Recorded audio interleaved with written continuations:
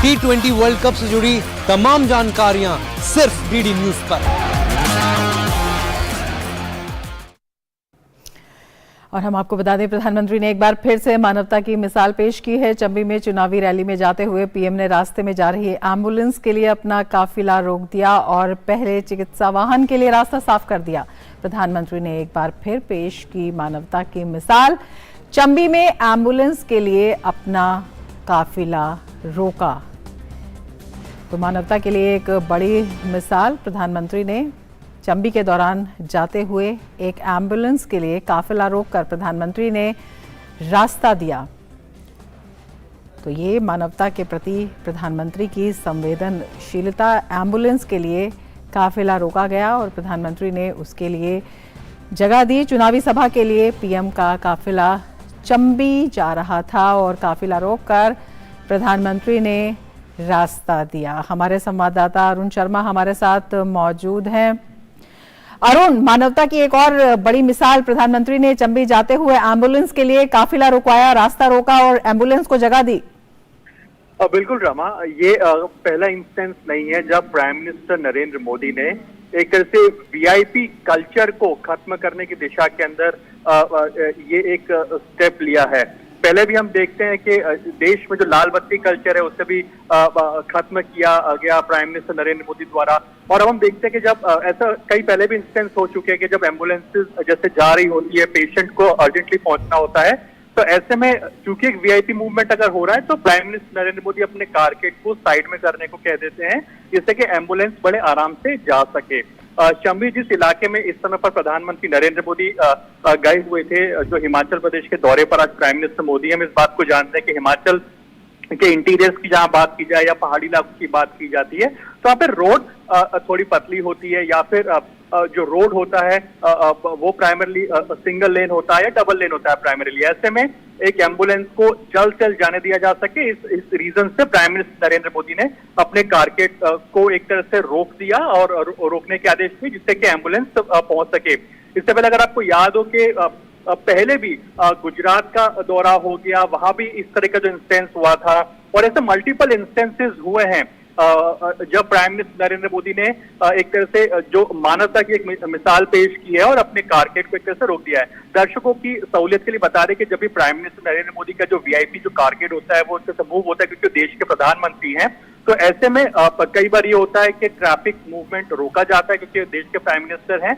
लेकिन prime minister Narendra Modi हर बार इस चीज को इंश्योर करते हैं कि जनता को तकलीफ कम से कम हो। आपको ये भी याद होगा कि पहले भी जब प्राइम मिनिस्टर मोदी जब दिल्ली से एयरपोर्ट के लिए रवाना होते हैं, जब उन्हें किसी दौरे पर जाना होता है, तब भी वो बाकायदा जो सारे रूल्स होते हैं कि ट्रैफिक सिग्नल पर अगर रुकना होता है तो रुकते हुए भी जाते हैं और एक तरह से वो ये कोशिश करते हैं कि एक्सट्रीम जो पीक आवर्स होते हैं उस समय पर उनका जो मूवमेंट है वो ना हो, रात के समय पर उनका अराइवल या डिपार्चर हो सके या फिर अर्ली मॉर्निंग्स में उनका अराइवल या डिपार्चर हो सके जिससे कि जनता को कम से कम तकलीफ हो। ऐसे ही हम देख रहे हैं कि अब जब प्राइम मिनिस्टर नरेंद्र मोदी हिमाचल प्रदेश में थे, उस दौरे पर थे, तो चंबी जगह में जब एम्बुलेंस को निकलना था तो इस बात को समझते हैं कि एक जान बहुत बचाई जा सकती है या फिर उसको जल्द से जल्द इलाज कितना जरूरी होता है, तो इसी वजह से एम्बुलेंस को त्वरित उन्होंने एक तरह से जगह दी है और अपने कारकेट का मूवमेंट उसको रुकवा दिया गया था। तो हमने कई बार इस तरह के एग्जाम्पल देखे हैं प्राइम मिनिस्टर नरेंद्र मोदी द्वारा कि जो वीआईपी कल्चर के अगेंस्ट में रहते हैं, ज्यादा प्रोटोकॉल्स को फॉलो नहीं करते हैं, लेकिन हालांकि कई बार सिक्योरिटी रीजन की वजह से वो कुछ प्रोटोकॉल्स में बनते हैं, लेकिन ज्यादातर हमने देखा है कि प्राइम मिनिस्टर नरेंद्र मोदी इस तरह के जो वीआईपी प्रोटोकॉल्स होते हैं उससे इतर काम करते हैं और यही एक तरह से उनका जो स्टाइल है उनको जनता के बीच में लोकप्रिय बनाता है। यही जो एक मिसाल पेश करता है कि एक लीडर कैसे प्रधानमंत्री होने के बावजूद एक प्रधान सेवक के तौर पर काम कर रहा है, कि सेवा परमो धर्म वाली बात आती है कि जब हिमाचल प्रदेश के बीच में, हिमाचल वासियों के बीच में गए हैं तो ऐसा ना हो कि उनके मूवमेंट की वजह से किसी को जरा सी भी दिक्कत हो, जरा सी भी तकलीफ का सामना करना पड़े।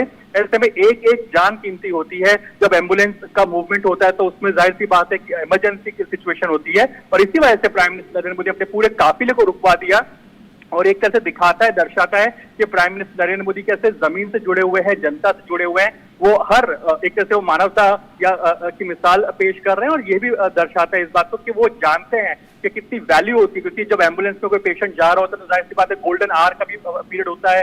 जो हार्ट के जो पेशेंट्स होते हैं, अगर किसी को हार्ट का, ब्रेन का कोई एक तरह से इशू आए, इस वजह से अगर एम्बुलेंस को बुलाया गया है तो उनका जल्द से जल्द हॉस्पिटल पहुंचना कितना जरूरी होता है। और पहाड़ी इलाकों में खासकर जहां पर हम जानते दुर्गम क्षेत्र होता है, तो उस लिहाज से काफी इंपॉर्टेंट होता है। प्राइम मिनिस्टर नरेंद्र मोदी ने ऐसा ये एक और इंस्टेंस दिखाया है जब उन्होंने एक तरह से अपने कारकेड को, जो प्राइम मिनिस्टर कारकेड है, उसको पूरी तरह से रोक दिया और एम्बुलेंस को तुरंत जाने की जगह दी गई। इस वजह से बहुत शुक्रिया अरुण तमाम जानकारी के लिए। तो प्रधानमंत्री ने चंबी में चुनावी रैली के दौरान जाते हुए एक एम्बुलेंस को रास्ता दिया, अपना काफिला रुकवाकर एम्बुलेंस को पहले जाने की जगह दी और बेहद बड़ी मानवता से जुड़ी हुई, संवेदनशीलता से जुड़ी हुई प्रधानमंत्री की एक बड़ी मिसाल। जो प्रधानमंत्री अक्सर इस तरह के जो वाक़ये हैं वो देखने को मिलते हैं कि किस तरह से प्रधानमंत्री जो आम लोग हैं उनका ख्याल रखते हैं, जो उनकी सुविधा असुविधा है उनका भी पूरा ख्याल रखते हैं, जो महत्वपूर्ण चीज़ें हैं उसके दौरान। और अब वक्त हो चला है मिड डे प्राइम का, और मिड डे प्राइम पे सबसे पहले हम देख लेते हैं सुर्खियां। हिमाचल में प्रधानमंत्री की चुनावी रैली। कांगड़ा की रैली में कांग्रेस पर भ्रष्टाचार की राजनीति करने के लगाए आरोप। जनता से की रिवाज बदलने की अपील। भाजपा की सरकार को बताया विकास का इंजन।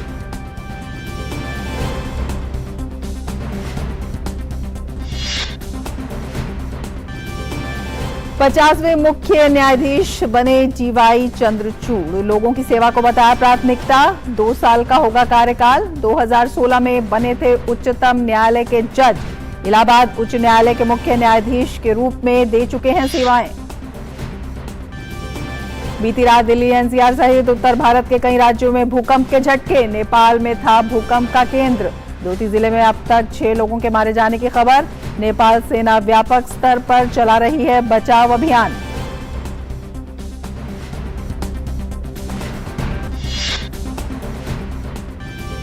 भाजपा केंद्रीय चुनाव समिति की बैठक। प्रधानमंत्री भी करेंगे शिरकत। गुजरात में उम्मीदवारों के नाम पर लगेगी मुहर।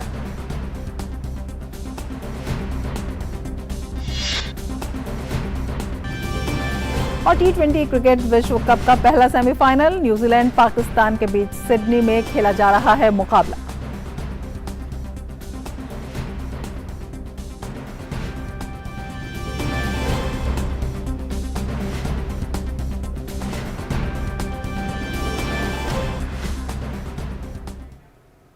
और अब बड़ी खबरों पर विस्तार से नजर।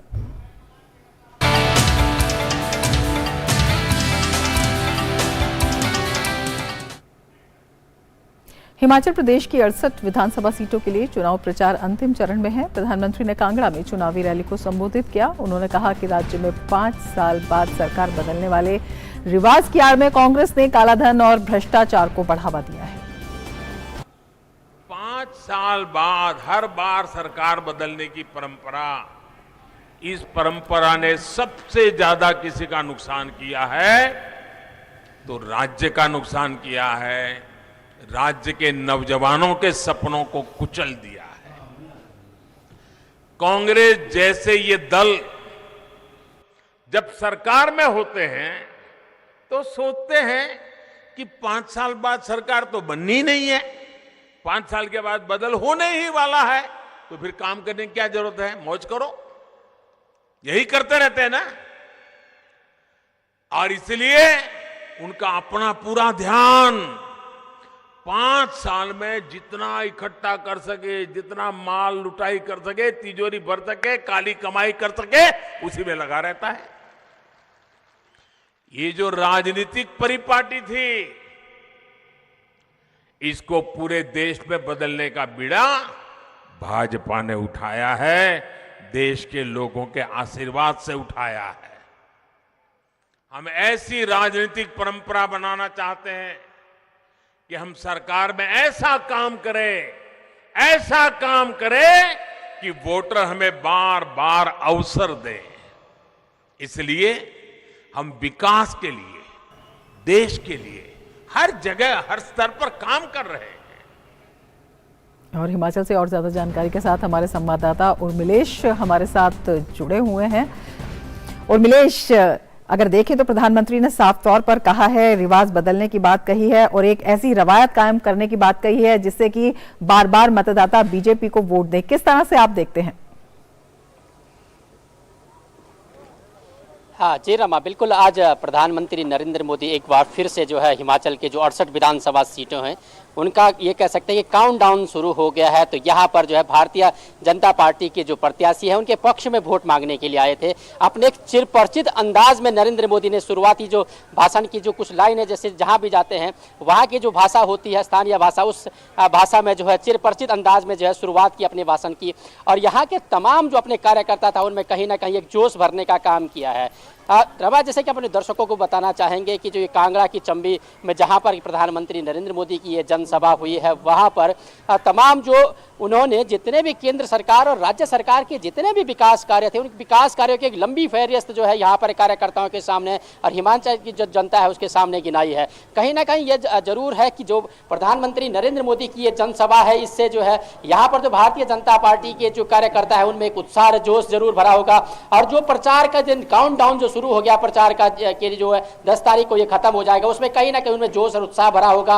और घर घर जाकर के अब जो डोर कंपनी शुरू होगी तो निश्चित तरीके से वो जब घर जाएंगे, तमाम घरों में प्रचार के लिए जाएंगे, तो ऐसे में उनका जो उत्साह होगा, उनका जो तमाम लोगों से चिरपरिचित अंदाज में जब यहाँ के स्थानीय नागरिक जो बात करेंगे तो कहीं ना कहीं जो प्रधानमंत्री मोदी ने जो विकास की जो तमाम जो फहरिस्त गिनाई है वो वहाँ पर जो है उन जो आम लोग हैं उनको बताने में सक्षम होंगे। दूसरी तरफ अगर रमा बात करें हिमाचल की 68 विधानसभाओं की, तो जैसे कि हम कह रहे थे कि अब यहाँ पर काउंटडाउन शुरू हो गया है। 10 तारीख को शाम को 5 बजे यहाँ का जो चुनावी शोरगुल है वो थम जाएगा और जो मतदान होगा वो 12 नवंबर को होगा। ऐसे में यहाँ पर जो है कांग्रेस, भारतीय जनता पार्टी, कांग्रेस कह रही है कि हम परंपरा जो है कायम रखेंगे, भारतीय जनता पार्टी जो है रिवाज बदलने की बात कर रही है। ऐसे में प्रधानमंत्री नरेंद्र मोदी ने जो है कांग्रेस पर बहुत तीखा हमला किया है और कहा है कि हमारी जब सरकार आती है तो हम जो है आम आदमी का विकास के बारे में सोचते हैं, लेकिन जब परिवारवाद की सरकार आती है, जब जो है कांग्रेस की सरकार आती है तो कहीं ना कहीं कुछ लोगों का भला होता है। तो ऐसे में समझ सकते हैं कि किस तरीके से प्रधानमंत्री नरेंद्र मोदी ने जो है तीखा हमला कांग्रेस पे कहा है। साथ ही जो है यहाँ पर अगर बात करें रमा, तो जो दल यहाँ पे चुनाव लड़ रहे हैं उसमें आम आदमी पार्टी है, कांग्रेस है, भारतीय जनता पार्टी है, बहुजन समाज पार्टी है, कुछ सीटों पे जो है वामपंथी चुनाव लड़ रहे हैं और यहाँ पर जो क्षेत्रीय दल है वो भी चुनाव मैदान में है। लेकिन अगर राजनीतिक जो पंडित हैं उनकी अगर विश्लेषण की माने तो यहाँ पर आम आदमी जो चुनाव जो लड़ रही है आम आदमी पार्टी, वो मात्र जो है उपस्थिति जैसे दर्ज करने के हिसाब से यहाँ पर चुनाव मैदान में है। दूसरी तरफ अगर बात करें तो कांग्रेस और भारतीय जनता पार्टी में यहाँ पर जो है मुख्य मुकाबला देखा जा रहा है। एक तरफ जहां चुनाव प्रचार की जो कमान है खुद प्रधानमंत्री नरेंद्र मोदी ने, जैसे आज 2 सभाएं जो है एक यहाँ पे कांगड़ा में कर दिया, दूसरी अभी कुछ देर बाद जो है हमीरपुर में है। तो दूसरी तरफ अगर कांग्रेस की बात करें तो कांग्रेस के जो नवनियुक्त जो अध्यक्ष हैं मल्लिकार्जुन खड़गे, उन्होंने कमान संभाली है और आज जो है वो कई जगहों पर जनसंपर्क और जनसभाएं करेंगे। इस तरीके से कह सकते हैं कि तमाम जो राष्ट्रीय नेता है राष्ट्रीय दलों के, उन्होंने आज जो है तूफानी एक तरफ से कह सकते हैं कि दौरा चुनाव प्रचार शुरू किया है, जिसमें कि जो वोटर हैं उनको लुभाने की पूरी कोशिश कर रहे हैं। रमा, बिल्कुल तूफानी प्रचार आप बता रहे हैं क्योंकि काउंटडाउन शुरू हो गया है और बेहद महत्वपूर्ण होगा, दिलचस्प होगा इस मुकाबले को देखना। आप नजर बनाए रखें। फिलहाल शुक्रिया पूरी जानकारी के लिए। और अब बात कर लेते हैं ताजा खबर की।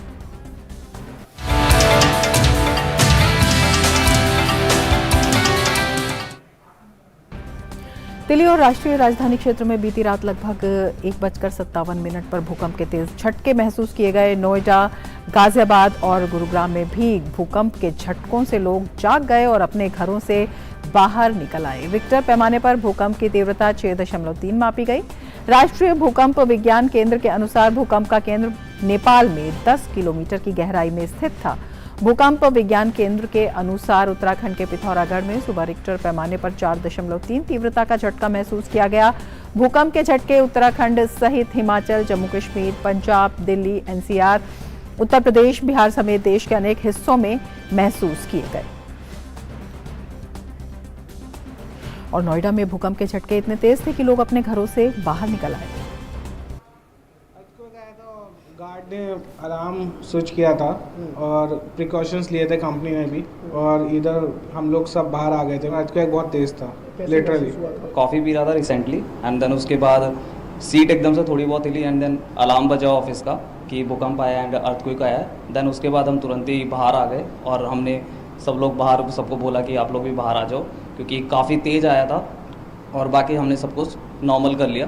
देन हम 10 मिनट तक बाहर ही रहे और देन उसके बाद हम ऑफिस में चले गए और अपना वर्क स्टार्ट कर दिया। एक्चुअली हम लोग काम कर रहे थे और all of a sudden I mean earth shaking जैसा फील हुआ, ठीक है। तो हमारे मैनेजर बगल में बैठे थे, तो ऑल ऑफ अ सडन जैसे डिस्कशन स्टार्ट हुआ कि क्या हो रहा है सब लोग का। तो ऐसे करके फिर अलार्म भी बजा हमारे ऑफिस का और फिर ऐसे करके हम लोग बाहर आना स्टार्ट कर दिए।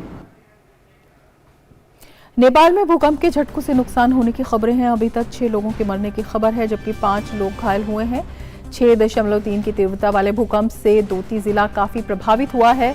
नेपाल सेना को प्रभावित इलाकों में तलाशी एवं बचाव अभियान में लगाया गया है। भूकंप का केंद्र नेपाल के काठमांडू से 155 किलोमीटर दक्षिण पूर्व में था। नेपाल में इस साल का ये पहला तेज भूकंप था। नेपाल भूकंप 25 अप्रैल 2015 को 60.8 तीव्रता का नेपाल में भूकंप आया था, जिसमें 9,000 से ज्यादा लोग मारे गए और 23,000 से ज्यादा लोग घायल हुए।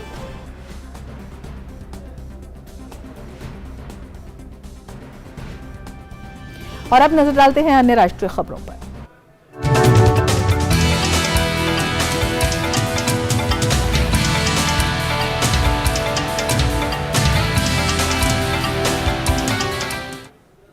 जस्टिस डीवाई चंद्रचूड़ ने देश के 50वें प्रधान न्यायाधीश के पद की आज शपथ ली। राष्ट्रपति द्रौपदी मुर्मू ने जस्टिस चंद्रचूड़ को राष्ट्रपति भवन में शपथ दिलाई। बुधवार को देश के 50वें प्रधान न्यायाधीश के तौर पर जस्टिस धनंजय यशवंत चंद्रचूड़ ने शपथ ली। राष्ट्रपति द्रौपदी मुर्मू ने जस्टिस चंद्रचूड़ को शपथ दिलाई। जस्टिस चंद्रचूड़ का कार्यकाल 2 साल का होगा और वह 10 नवंबर 2024 तक इस पद पर रहेंगे। 2016 में सुप्रीम कोर्ट में नियुक्ति से पहले वह बॉम्बे हाई कोर्ट में जज रहे। वह इलाहाबाद हाई कोर्ट के मुख्य न्यायाधीश के पद पर भी रह चुके हैं। सुप्रीम कोर्ट में जस्टिस चंद्रचूड़ कई अहम फैसले देने वाली बेंच का हिस्सा रहे हैं, जिनमें अयोध्या भूमि विवाद, सबरीमाला मंदिर में महिलाओं का प्रवेश, निजता का अधिकार, आधार की संवैधानिक वैधता और समलैंगिकता को अपराध न मानना जैसे फैसले प्रमुख हैं।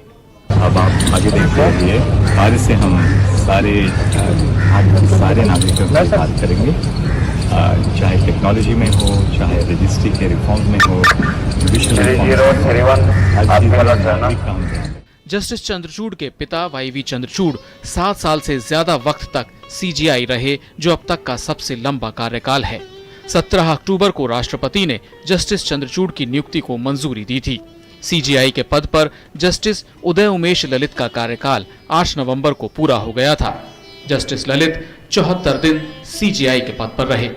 विकास सारथी, डीडी न्यूज, दिल्ली। गुजरात विधानसभा चुनाव के लिए पार्टी उम्मीदवारों के नाम तय करने के लिए दिल्ली में भाजपा के केंद्रीय कार्यालय में आज शाम केंद्रीय चुनाव समिति की बैठक होगी। इस बैठक में गुजरात विधानसभा चुनाव के लिए उम्मीदवारों के नाम तय किए जाएंगे। गौरतलब है कि गुजरात में 2 चरण में मतदान होने वाले हैं। इसमें पहले गुजरात में राज्य चुनाव समिति की 3 दिन तक बैठक में सभी 182 विधानसभा सीटों पर नामों की चर्चा हुई थी।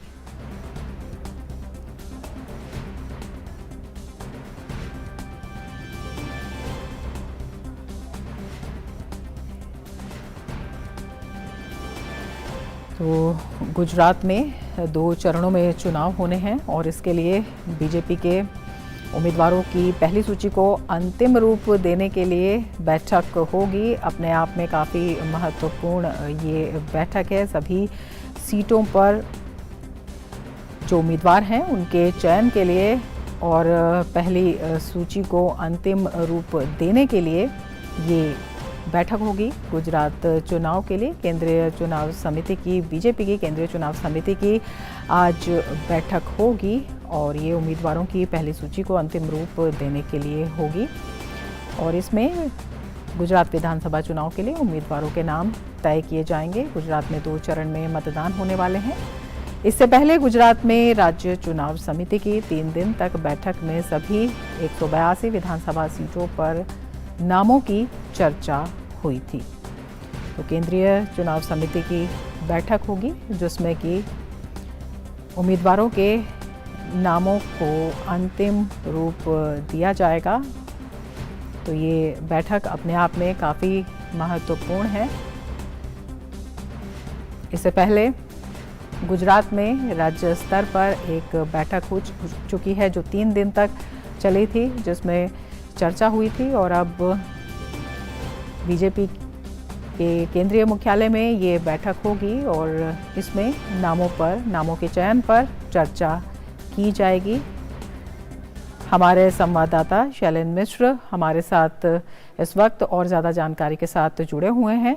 शैलेंद्र, यही आपसे जानना चाहेंगे कि इस बार जब नामों का चयन होगा, उन पर मुहर लगेगी, किस तरह का फॉर्मूला, किस आधार पर इन नामों का चयन किया जाएगा? रमा, बिल्कुल स्पष्ट है। ये कोशिश की जाएगी कि आज, और अगर आज चर्चा अधूरी रही तो कल फिर ये बैठक बुलाकर दरअसल 182 जो विधानसभा सीट है उन सभी पर उम्मीदवारों के नाम पर अंतिम मुहर लग जाएगी।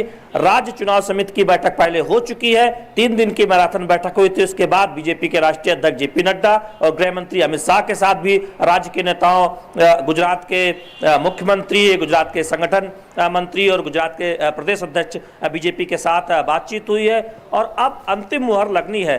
जो क्राइटेरिया बनाया गया है उसमें जो संकेत मिल रहे हैं कि बड़ी संख्या में नए चेहरों को मैदान में उतारा जा सकता है, यानी कई निवर्तमान विधायक हो सकता है टिकट ना पाएं, जिसमें कई मंत्री भी शामिल हैं जिनको जो कभी न कभी गुजरात सरकार में, बीजेपी सरकार में मंत्री रहे हैं या फिर विधायक रहे हैं। तो ऐसे लोगों को टिकट इस बार कुछ नए चेहरों को मौका मिल सकता है और उन्हें टिकट हो सकता है ना मिले या कुछ की सीट बदली जाए। दूसरी बात यह है कि जो कई हम जानते हैं कि आप देखें पिछले 5 वर्षों में कई तमाम चेहरे बीजेपी में शामिल हुए हैं, जो चर्चित चेहरे हैं उनको चुनाव कहां से लड़ाया जाए उस पर भी फैसला होना है। अल्पेश ठाकुर, हार्दिक पटेल जैसे नाम चर्चा में है कि उन्हें विधानसभा चुनाव लड़ाया जाएगा, इस पर अंतिम फैसला आज केंद्रीय चुनाव समिति की बैठक में होना है। साथ ही साथ कई अन्य चर्चित चेहरे हैं जो दूसरे दलों से आए हैं, उन पर भी फैसला होना है। तो जो संकेत मिले हैं कि युवाओं पर जोर होगा, नए चेहरों पर जोर होगा, लेकिन कितना बीजेपी टिकट बदलेगी अपने निवर्तमान विधायकों का,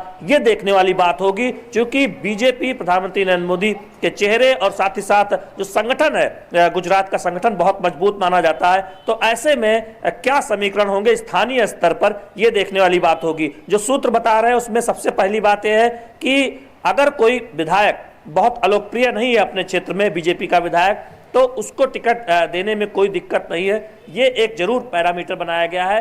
अगर उस सीट पर कोई नया दावेदार, कोई तगड़ा दावेदार या फिर किसी समीकरण के लिहाज से कोई बदलाव नहीं होना है, तो हमें देखेंगे कई मौजूदा विधायक हैं वो भी अपनी विधानसभा सीट पर जहां से वो निवर्तमान विधायक है बीजेपी से, वो किस्मत आजमाते नजर आ सकते हैं। तो एक बड़ा, एक तरह से कहें, सरप्राइज भी होगा और तमाम पुराने चेहरे भी होंगे जो चुनाव मैदान में नजर आएंगे बीजेपी की तरफ से। तो कल पहली सूची आने की संभावना है, चूंकि आज देर शाम बैठक है, देर रात तक चलने की उम्मीद है। तो ऐसे में कल पहली सूची बीजेपी की जारी होगी। चूंकि बहुत समय नहीं है, अगर आप पहले चरण के लिहाज से देखें तो बहुत समय नहीं है। 14 और 17 नवंबर तक आप देखें कि आखिरी तारीख है नामांकन की दोनों चरणों के हिसाब से। तो ऐसे में कल और 1-2 दिन में हम मान सकते हैं कि बीजेपी सभी उम्मीदवारों के नामों का ऐलान जल्द से जल्द कर देगी, जिससे प्रचार पर ज्यादा ध्यान दिया जा सके। जी शैलेंद्र, आप नज़र बनाए रखें। फिलहाल शुक्रिया पूरी जानकारी के लिए। और अब आपको हिमाचल प्रदेश के हमीरपुर में ले चलते हैं, जहां पर केंद्रीय मंत्री अनुराग ठाकुर अपना संबोधन दे रहे हैं। प्रधानमंत्री भी वहां पर मौजूद हैं।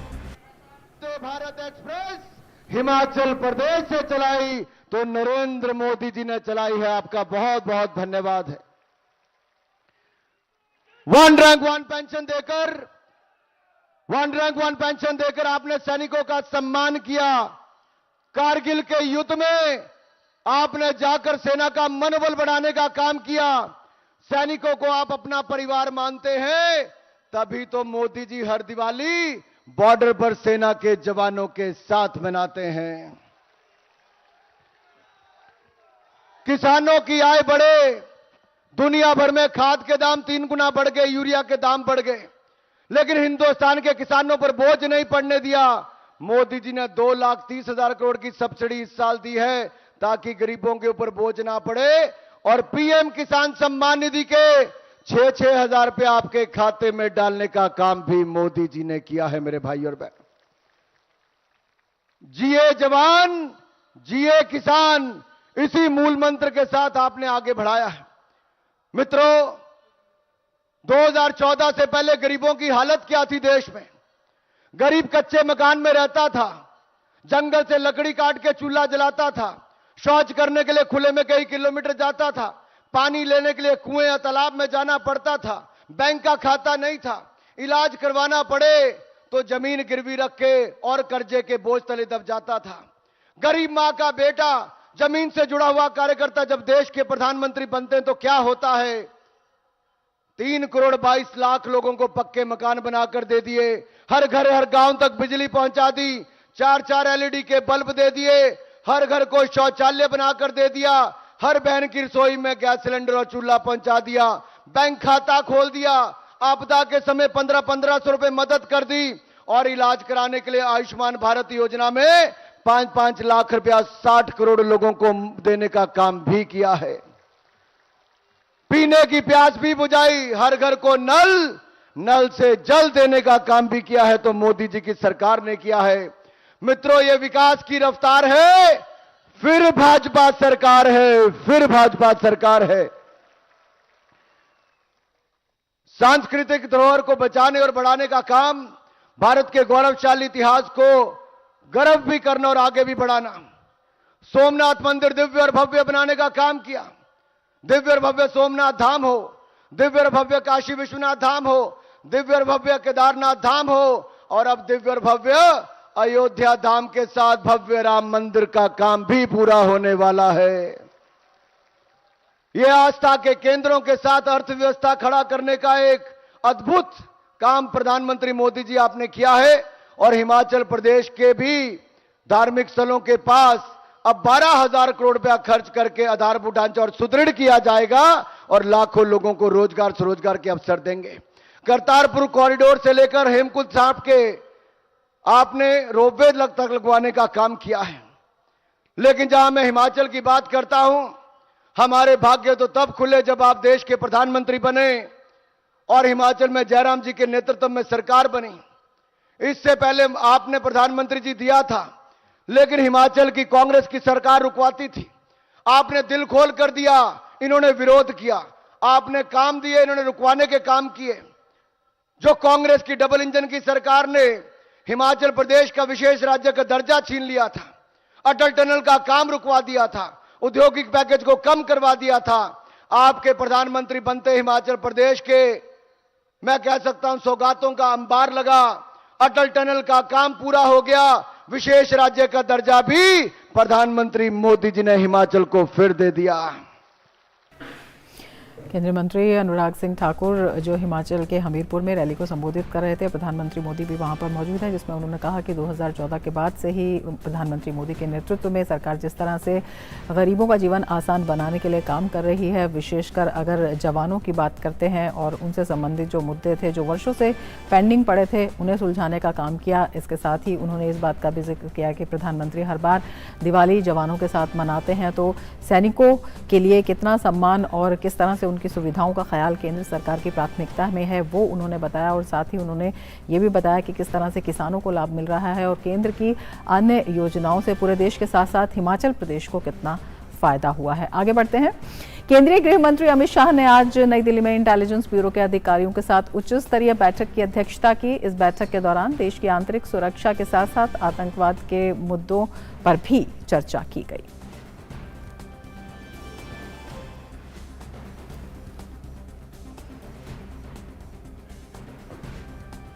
केरल में राज्यपाल और राज्य सरकार के बीच घमासान तेज हो गया है। केरल के गवर्नर आरिफ मोहम्मद खान के खिलाफ केरल कैबिनेट ने मोर्चा खोल दिया है। कैबिनेट ने राज्यपाल को यूनिवर्सिटी चांसलर के पद से हटाने के लिए एक अध्यादेश लाने की तैयारी कर ली है। राज्य सरकार गवर्नर की जगह इस पद के लिए किसी विशेषज्ञ को लाना चाहती है।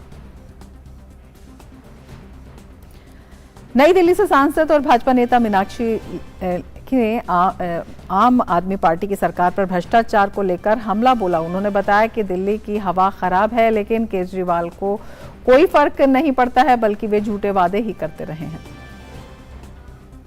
पंजाब के अंदर वो पराली जलाने के जो केसेस है वो बढ़े हुए हैं। दिल्ली में हम 10 मॉक टावर लगवाएंगे और वो नहीं लगी है, और उसमें जो 80 लाख रुपया महीने का मेंटेनेंस जा रहा है, तो मैं तो चाहूंगी कि एलजी साहब इसकी भी जांच करवा ले। ये भी छोटा मोटा कोई स्कैम ही लगता है कि 80 लाख मेंटेनेंस जा रहा है और वो जो टावर है वो अनमेंटेन्ड है, उस पर कोई काम नहीं हो रहा। और दिल्ली एनसीआर में वायु गुणवत्ता की स्थिति अब भी खराब श्रेणी में बनी हुई है। वहीं बढ़ते प्रदूषण के कारण सुबह और शाम के समय लोगों को सांस लेने में दिक्कत हो रही है। साथ ही गले में खराश, सीने में जकड़न जैसी शिकायत हर उम्र में देखने को मिल रही है। System of air quality and weather forecasting and research के अनुसार दिल्ली में आज वायु गुणवत्ता सूचकांक AQI 339 दर्ज किया गया, जो कि बहुत खराब श्रेणी में है। वहीं नोएडा में AQI 371 और गुरुग्राम में AQI 338 दर्ज किया गया। गौरतलब है कि वायु गुणवत्ता सूचकांक को 0 से 50 के बीच अच्छा, 101 से 200 के बीच मध्यम और 201 से 300 के बीच खराब माना जाता है। और वहीं 301 से 400 के बीच AQI को बहुत खराब और 401 से 500 के बीच इसे गंभीर माना जाता है। उत्तर प्रदेश के उप मुख्यमंत्री ब्रजेश पाठक ने आयुष कॉलेजों में हुए फर्जी प्रवेश मामले में कहा है कि सरकार इस मामले की जांच करेगी और दोषियों पर सख्त कार्रवाई की जाएगी। इसके साथ ही उन्होंने कहा कि सरकार भ्रष्टाचार और कदाचार के खिलाफ जीरो टॉलरेंस की नीति पर काम कर रही है। BMS और UMS में प्रवेश में कदाचार सामने आया। जिन विद्यार्थियों ने नीट की परीक्षा नहीं दी थी उनको भी प्रवेश दिए जाने का मामला संज्ञान में आया है। सरकार उसमें जांच कराकर कार्रवाई करेगी। हर स्थिति में हम उत्तर प्रदेश में भ्रष्टाचार कदाचार पर जीरो टॉलरेंस की नीति के तहत काम कर रहे हैं। केंद्रीय सूचना आयोग के 15वें वार्षिक सम्मेलन को संबोधित करते हुए लोकसभा स्पीकर ओम बिरला ने कहा कि देश के हर नागरिक को सशक्त कर सकें, मजबूत कर सकें, शासन और प्रशासन में पारदर्शिता ला सकें, इसके लिए काम करने की जरूरत है। उन्होंने कहा कि संवाद और चर्चा करके अंतिम आदमी तक ठीक समय पर सूचना पहुंचाने का काम करना शासन और प्रशासन की जिम्मेदारी है। देश के हर नागरिक को सशक्त कर सके, मजबूत कर सके, शासन और प्रशासन में पारदर्शिता ला सके, जवाबदेही ला सके, इसके लिए आप लगातार चर्चा और संवाद कर किस तरीके से इस अधिनियम को प्रभावी क्रियान्वयन के साथ जो अंतिम समाज का व्यक्ति है जो सूचना मांग रहा है उसको ठीक समय पर सूचना उपलब्ध हो जाए। और इसका मूल लक्ष्य था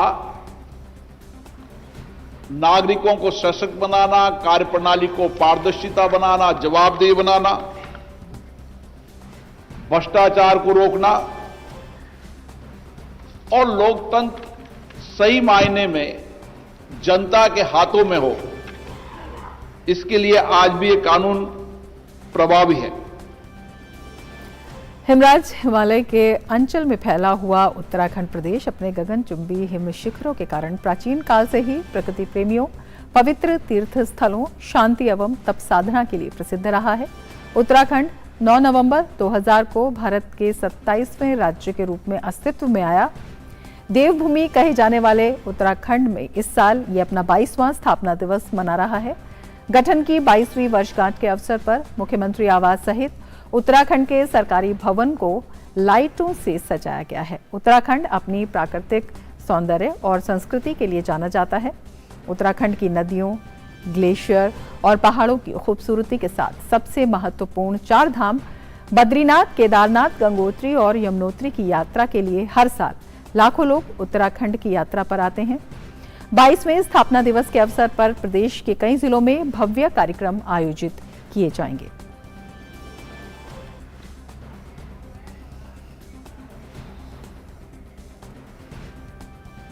और सीधे आपको ले चलते हैं हिमाचल प्रदेश के हमीरपुर, जहां पर प्रधानमंत्री चुनावी रैली को संबोधित कर रहे हैं। तो उसकी मिठास कौन भूल सकता है भाई। मुझे इतने साल हिमाचल में आप लोगों के बीच बहुत कुछ सीखने का मिला है। अनेक लोगों के साथ जमीन पे काम करने का मौका मिला और आज जब मैं यहां आया हूं तो भाई प्रवीण शर्मा की याद आना बहुत स्वाभाविक है। अनेक वर्षों तक प्रवीण के साथ काम किया और उन्होंने तो हमीरपुर के विकास के लिए भी कितना काम किया था। अब से कुछ महीने पहले ही वो हम सबको छोड़ के चले गए। मैं आज हमीरपुर आया हूं तो उन्हें भावभीनी श्रद्धांजलि भी अर्पित करता हूं। भाइयों और बहनों,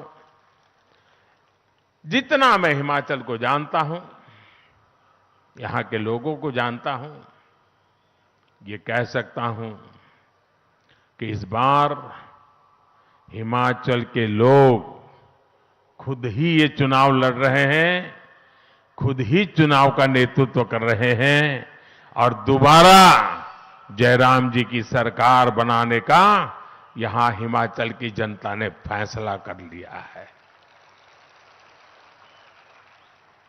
भाइयों बहनों, हिमाचल में ऐसा नहीं हुआ, लेकिन हम ये भी जानते हैं कि हिमाचल के खून में ही नया इतिहास बनाना है।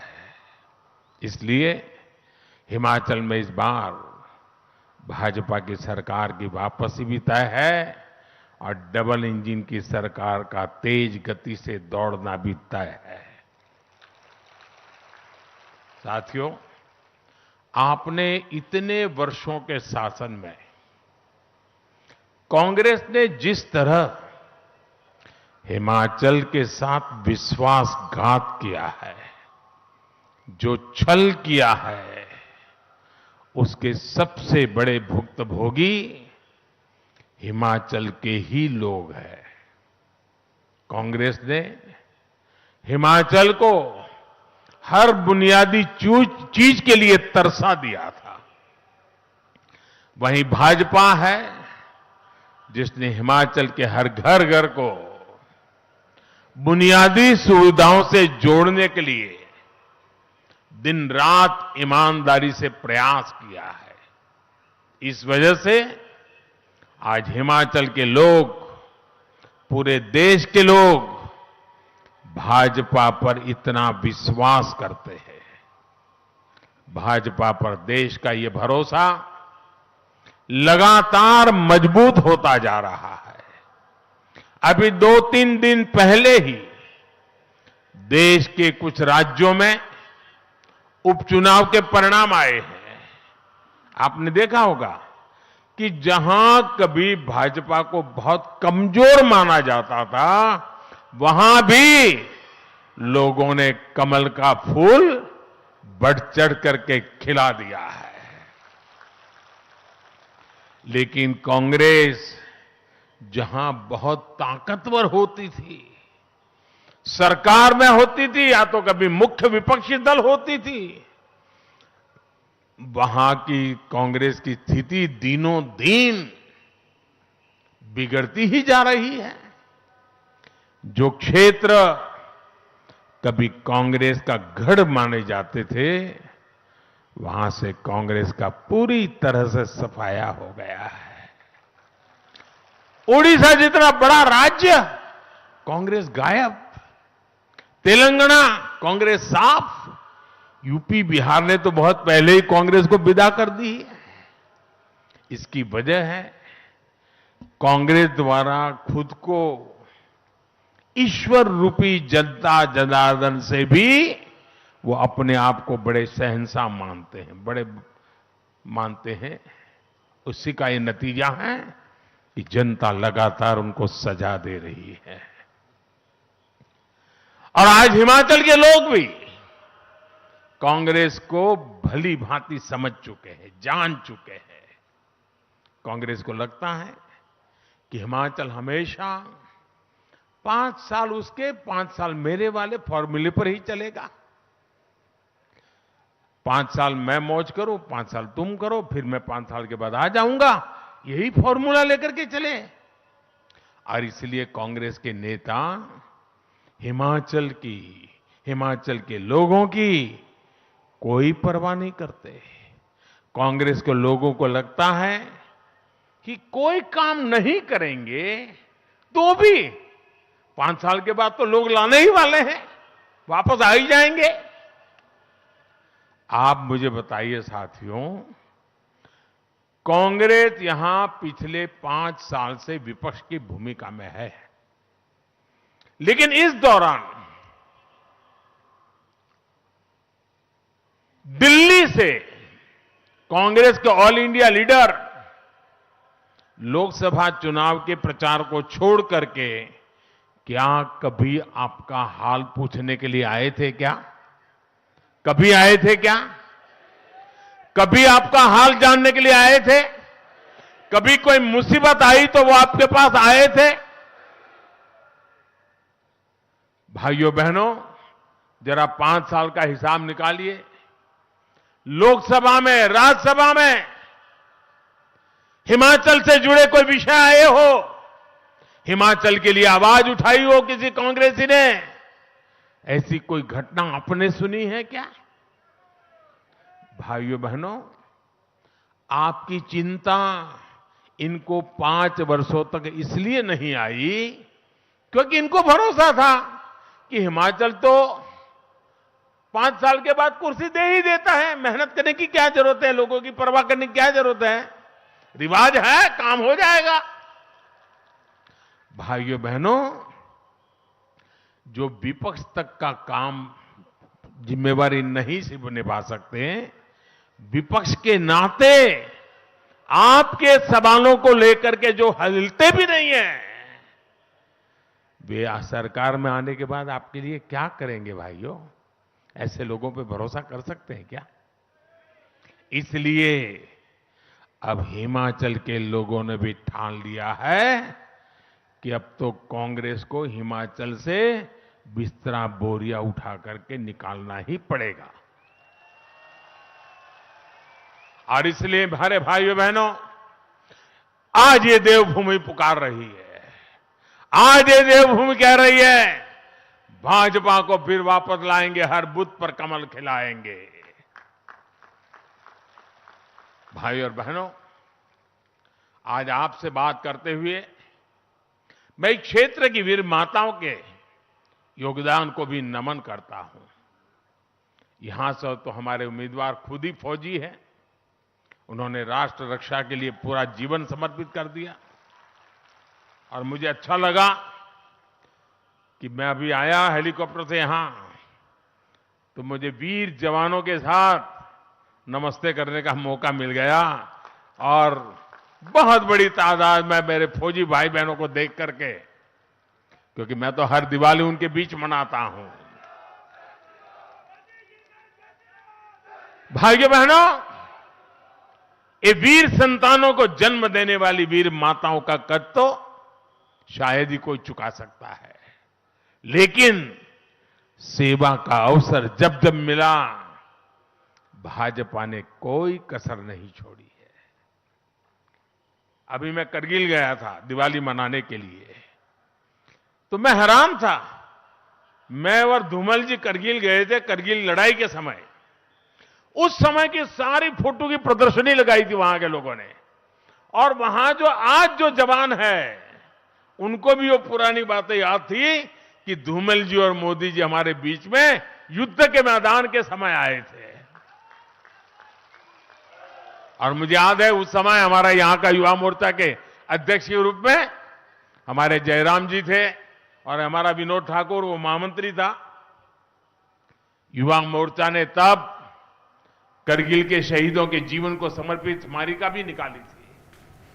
भाजपा की यही विशेषता है। भाजपा की ताकत चाहे कितनी भी रही हो, हमारे लिए खुद से बड़ा दल है और दल से बड़ा देश है। हमीरपुर से सीधा प्रसारण देख रहे थे आप प्रधानमंत्री की चुनावी रैली का संबोधन, जिसमें प्रधानमंत्री ने उम्मीद जताई कि इस बार फिर से वहां पर डबल इंजन की सरकार होगी और कांग्रेस पर भी उन्होंने जमकर हमला बोला। और अब रुख कर लेते हैं कुछ अंतर्राष्ट्रीय खबरों का। बेलारूस के विदेश मंत्री व्लादिमीर माकई भारत दौरे पर नई दिल्ली पहुंच गए हैं। व्लादिमीर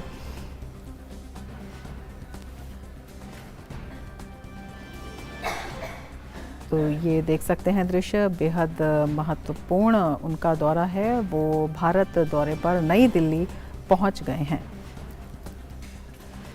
व्लादिमीर माकई विदेश मंत्री डॉक्टर एस जयशंकर से द्विपक्षीय वार्ता के साथ ही कई अहम मसलों पर भी बातचीत करेंगे।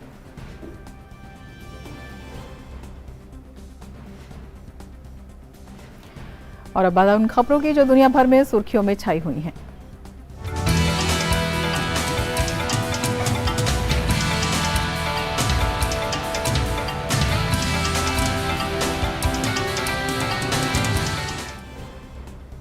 अमेरिका के मध्यावधि चुनावों के परिणाम आना शुरू हो चुके हैं और नतीजे काफी रोचक हैं। डेमोक्रेट और रिपब्लिकन दोनों के बीच सीनेट की लड़ाई काफी रोमांचक हो चुकी है। 100 सीटों वाली सीनेट में बहुमत के लिए दोनों ही पार्टियों के बीच जंग जारी है। सीनेट की 35 सीटों के लिए मतदान हुए थे। ताज़ा आंकड़ों के मुताबिक अभी डेमोक्रेट के पाले में 46 सीट और रिपब्लिकन के खाते में 47 सीटें जाती हुई नजर आ रही हैं। वहीं दूसरी ओर अमेरिकी हाउस ऑफ रिप्रेजेंटेटिव यानी प्रतिनिधि सभा की सभी 435 सीटों पर चुनाव हुए। ताज़ा आंकड़ों के मुताबिक 365 सीटों के नतीजे आ चुके हैं, जिनमें से रिपब्लिकन के खाते में 198 सीट और डेमोक्रेट्स के खाते में अब तक 168 सीट आ चुकी हैं।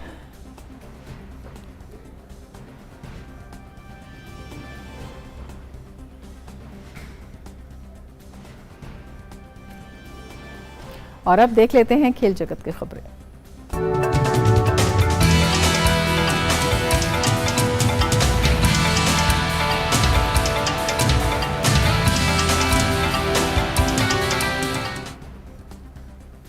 और खेल जगत की खबरों को लिए सुचित्रा हमारे साथ जुड़ चुकी हैं। सुचित्रा, क्या कुछ खास खेल जगत में आज? शुक्रिया रमा। और सबसे पहले हम शुरुआत करते हैं आईसीसी T20 विश्व कप से जुड़ी हुई खबरों के साथ, और उसमें हम नजर डालते हैं इस वक्त जो पहला सेमीफाइनल मुकाबला खेला जा रहा है।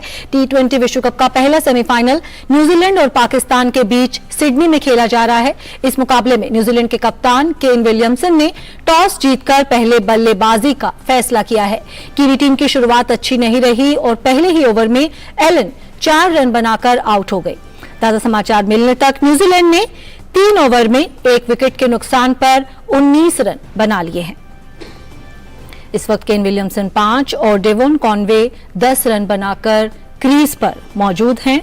फिन एलन आउट होने वाले एकमात्र बल्लेबाज रहे जिन्हें एलबीडब्ल्यू किया। शाहीन शाह आफरीदी ने उन्होंने 4 रन बनाए।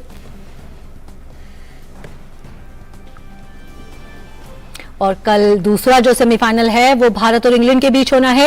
इंग्लैंड के खिलाफ सेमीफाइनल मुकाबले से पहले भारतीय क्रिकेट टीम के कप्तान रोहित शर्मा ने एक प्रेस कॉन्फ्रेंस को संबोधित करते हुए कहा कि उनकी टीम ये खिताब जीतना चाहती है। उन्होंने कहा कि इस मुकाबले में उनकी टीम की कोशिश अच्छा क्रिकेट खेलने की होगी। Absolutely, it's an opportunity for us to come and do that, but we do understand it's been a long process for us and we will stick to our process. I think it's important not to get ahead of ourselves, and we do understand as well that we have to play good cricket to win that game, which I think we've done in this tournament. We just need to stick to it. I know we're long way away from it, but I think it's important to just understand that it's a contest between bat and ball, which we have to come on top with, and and stick to and trust what you've been doing so far. भारतीय कप्तान ने कहा कि England जैसी team को हराना एक बड़ी चुनौती है। कल का खेल एक नया खेल है, इसके लिए हमें नए सिरे से शुरुआत करनी होगी। इस मैच को जीतने के लिए हमें अपना सर्वश्रेष्ठ प्रदर्शन करना होगा। Beating a team like England in England, obviously it's a big challenge, and we overcame that challenge pretty well. But again, like we do understand the dynamics of this T20 cricket. You just have to be good on that particular day. Otherwise, it's not good enough. But certainly the guys will have some confidence going into tomorrow's game. For us, in the back of our mind, yes, we can have that confidence knowing that we did pretty well against them. But tomorrow's game is going to be a fresh game. We just have to be good on that day in terms of our skills. We just need to be better than them. बात करते हैं मुक्केबाजी की। Jordan की राजधानी Amman में जारी एशियाई एलीट बॉक्सिंग चैंपियनशिप के सेमीफाइनल में भारतीय महिला मुक्केबाज आज अपनी चुनौती पेश करेंगी। महिला वर्ग के सेमीफाइनल मुकाबलों में टोक्यो ओलंपिक में कांस्य पदक विजेता लवलीना बोर्गोहेन कोरिया गणराज्य की सेओंग सियोन से भिड़ेंगी, जबकि विश्व चैंपियनशिप में कांस्य पदक जीतने वाली परवीन का सामना मंगोलिया की उरान बिलेग शिन सेट सेक से होगा। इस प्रतियोगिता में पदार्पण कर रही प्रीति 2020 टोक्यो ओलंपिक की स्वर्ण पदक विजेता जापान की इरी सेना के खिलाफ अपनी चुनौती पेश करेंगी। इसके अलावा अल्फिया पठान, स्वीटी, अंकुशिता बोरो और मीनाक्षी अपने अपने सेमीफाइनल मुकाबले खेलने मैदान पर उतरेंगी। इस टूर्नामेंट में देश की महिला मुक्केबाजों ने 7 पदक हासिल किए हैं। कुल पदकों के मामले में भारतीय महिलाएं दूसरे स्थान पर हैं।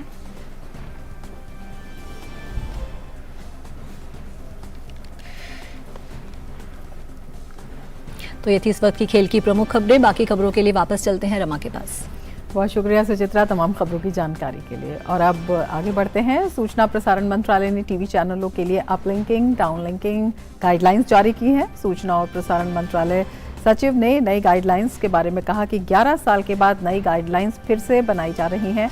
अपलिंकिंग को सिंपल किया गया है, लाइव टेलीकास्ट को सिंप्लीफाई किया गया है। उन्होंने बताया कि लाइव कवरेज इवेंट के लिए परमिशन की जरूरत नहीं पड़ेगी, सिर्फ प्री रजिस्ट्रेशन कराना होगा, डॉक्यूमेंट पहले से अपलोड करना होगा। ब्रॉडकास्ट सेवा पोर्टल पर सिर्फ सूचित करने से एसडी से एचडी या लैंग्वेज चेंज रिक्वेस्ट कर सकते हैं। ये होती है कि जैसे किसी चैनल को एसडी से एचडी करना है या अपनी लैंग्वेज बदलनी है, तो इसको हमने सुचारू कर दिया है। इसमें अब जो है हमारे यहाँ परमिशन लेने की जरूरत नहीं है। लाइव जैसे टेलीकास्ट कई चैनल्स करते हैं, उसको अब जो है हमारे यहाँ आके परमिशन की जरूरत नहीं, केवल रजिस्ट्रेशन से ही काम चल जाएगा।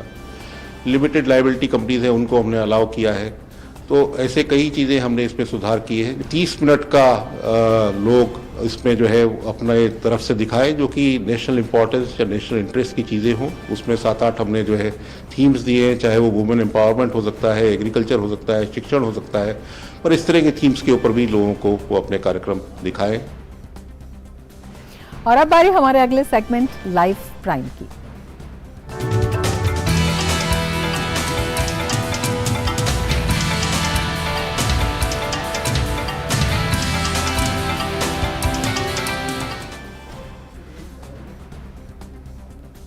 प्रधानमंत्री ने एक बार फिर मानवता की मिसाल पेश की है। चंबी में चुनावी रैली में जाते हुए पीएम ने रास्ते में जा रही एम्बुलेंस के लिए अपना काफिला रोक दिया और पहले चिकित्सा वाहन के लिए रास्ता दिया।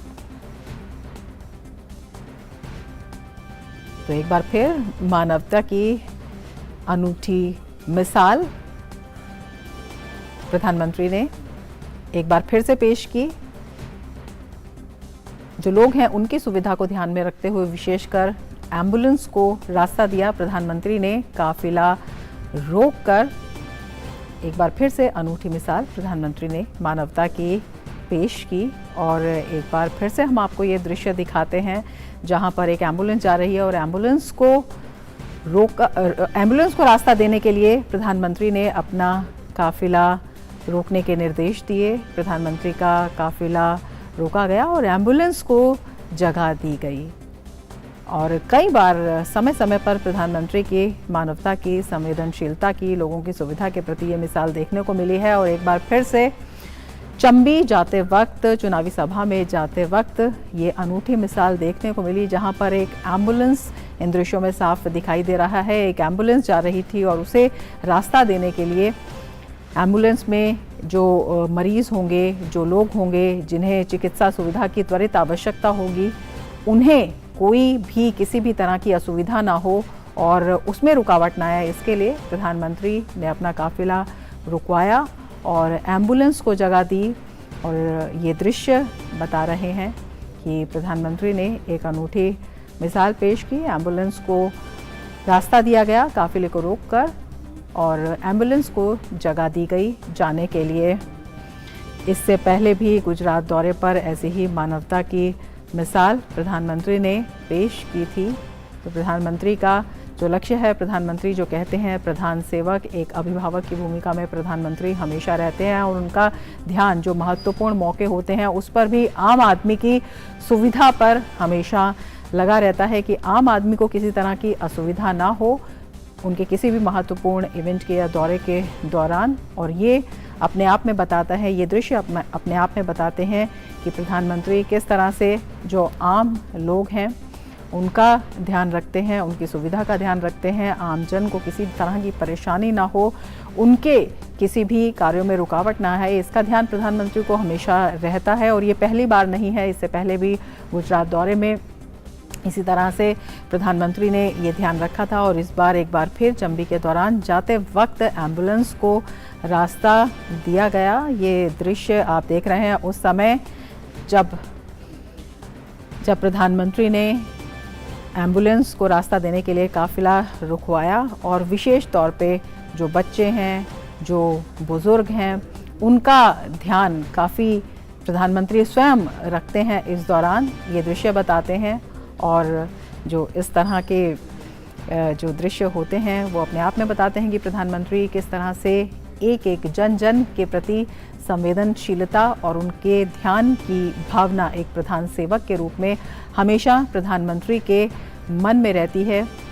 और इस एम्बुलेंस को, ये उस समय के दृश्य हैं जब प्रधानमंत्री चंबी जा रहे थे और जब एम्बुलेंस को रास्ता दिया गया, अपने आप में प्रधानमंत्री की संवेदनशीलता, मानवता और जिस तरह से उनका ध्यान है हर जन की सुविधा की ओर, हर उस व्यक्ति की ओर जो वहाँ पर मौजूद है और इन महत्वपूर्ण कार्यक्रमों में किसी तरह से जो आम जन है उसे किसी तरह की असुविधा ना हो, विशेषकर जो बीमार हैं या जो बच्चे हैं, महिलाएं हैं, उनका ध्यान विशेष तौर पर प्रधानमंत्री को रहता है। और ये जो ताज़ा का घटना है ये अपने आप में बताती है, ये दृश्य अपने आप में बताते हैं कि प्रधानमंत्री किस तरह से संवेदनशील हैं हर किसी की सुविधा के लिए। और इसके साथ ही मिड डे प्राइम में फिलहाल इतना ही। दीजिए इजाज़त, नमस्कार।